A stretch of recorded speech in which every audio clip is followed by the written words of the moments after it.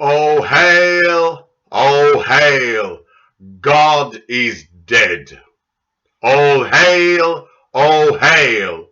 God is dead.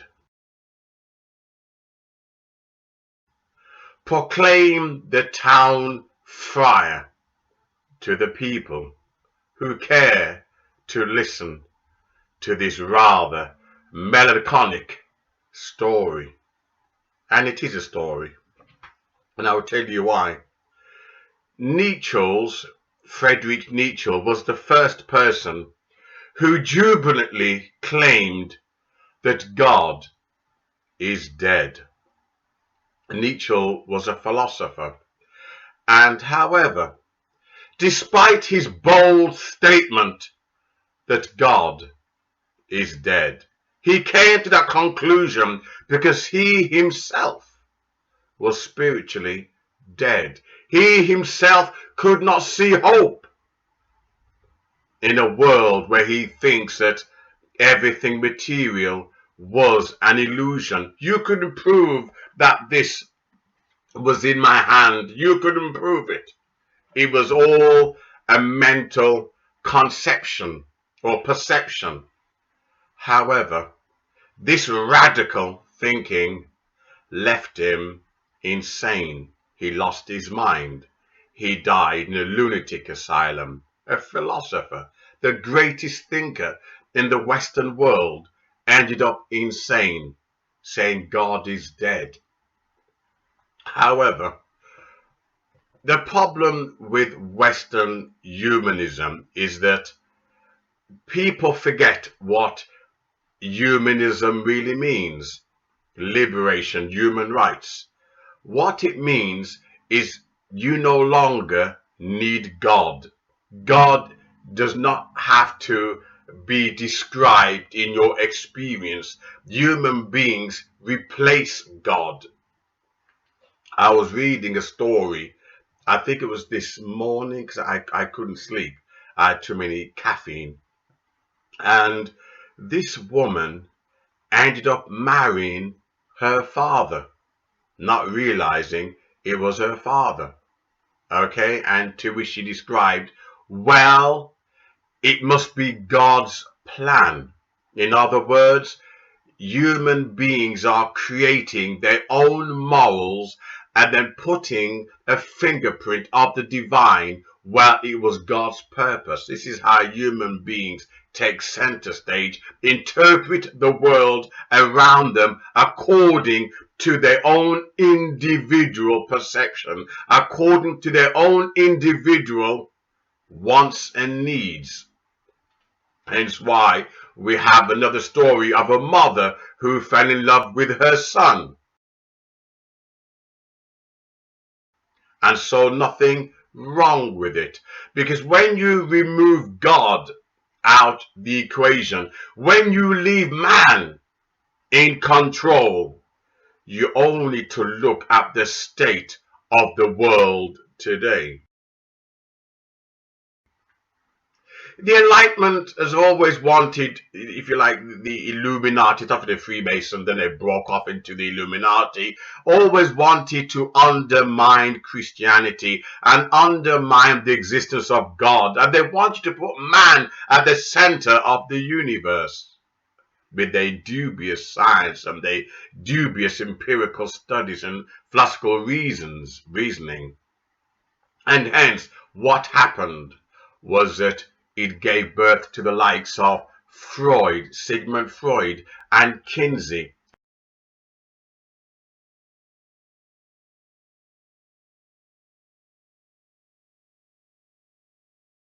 Aleister Crowley. These are evil men who were child molesters. However, they argued it was only language that described it as such. And since nothing was true, there was no victim and no abuser. And this is where the Western world is now moving with this humanistic approach. One cap does not fit all. We must be diverse. And when this happens, you look at the state that the world is in today.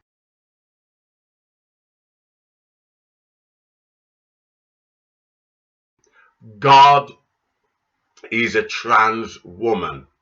God is whatever you want it, him, or her to be. This actually fits the pagan narrative. This fits the New Age, lifestyle. God is whatever you are. In fact, Joel Osteen talked about the great I am. He tapped into this humanistic philosophy.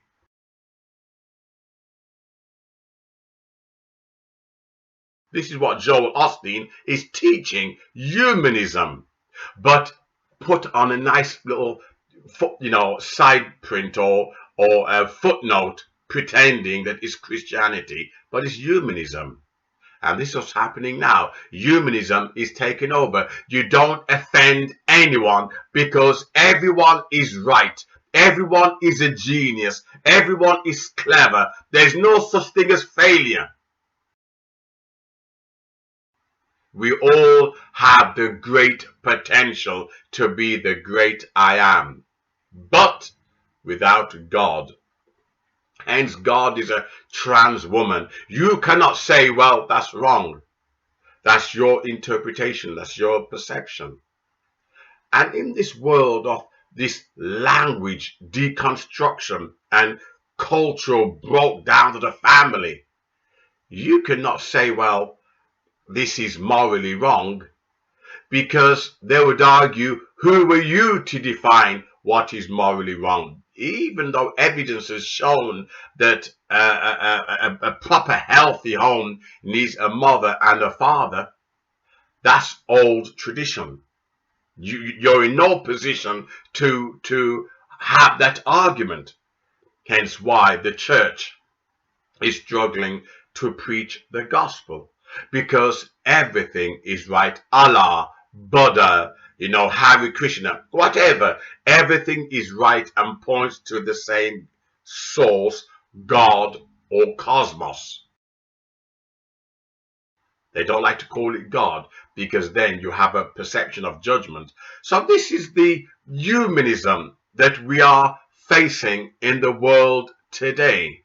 And that is, you can be whatever you want. Language does not mean anything. Hence why a 3-year-old can say that he was born the opposite sex. And the parents will encourage it, or if you like, promote it because they want some kind of, I don't know, ego or something. And you have to accept that.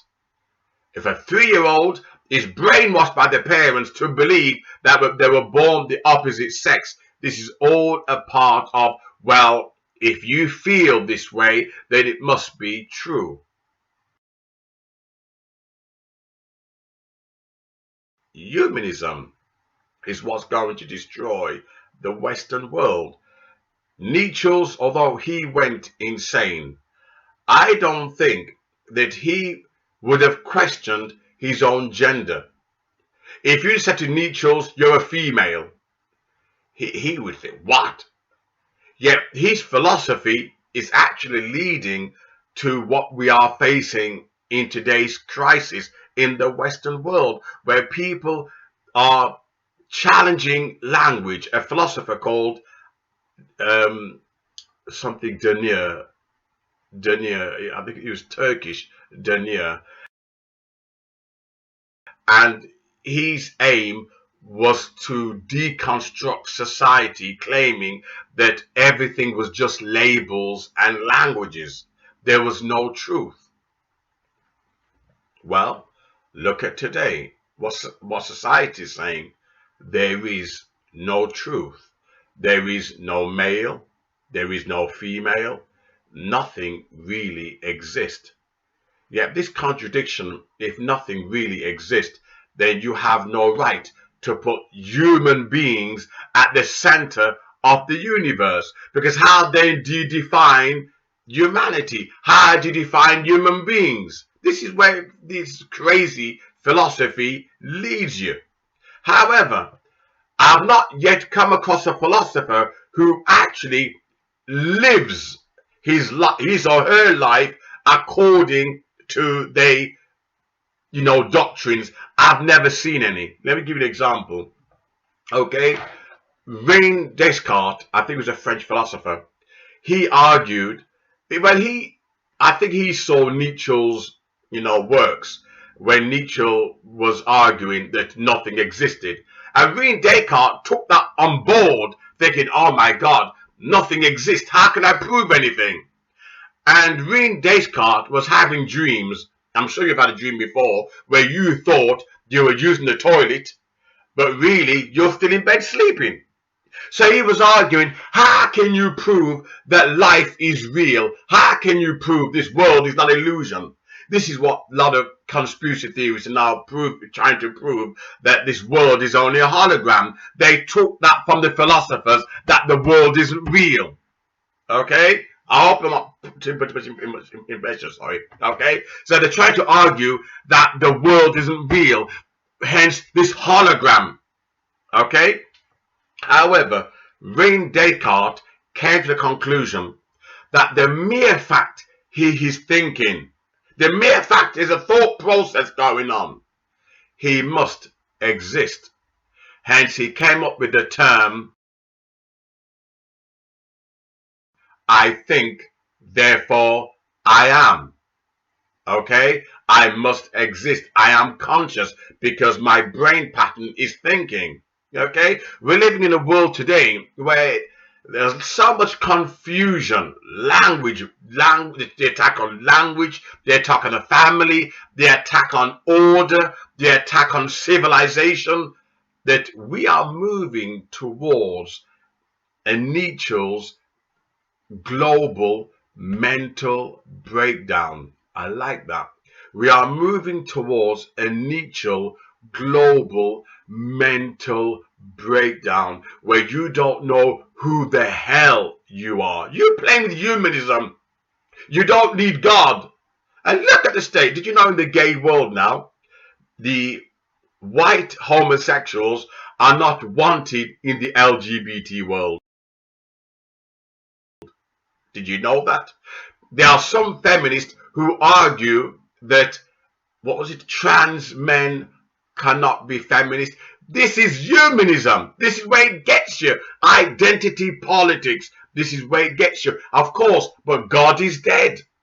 God is dead. Leave us to it, and we will sort ourselves out. Look around the world today.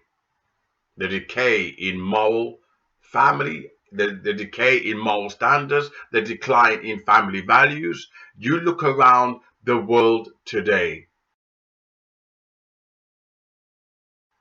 and you ask yourself the question, is man better off without God? According to Richard Dawkins or David Dawkins? Dawkins, I just call him Dawkins, okay? Was it Hawkins?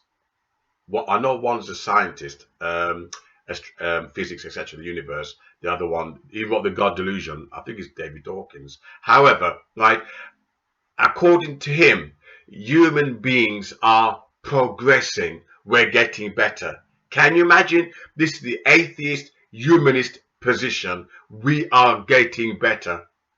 Look around the world and you tell me there's evidence that we are getting better. The family is being redefined.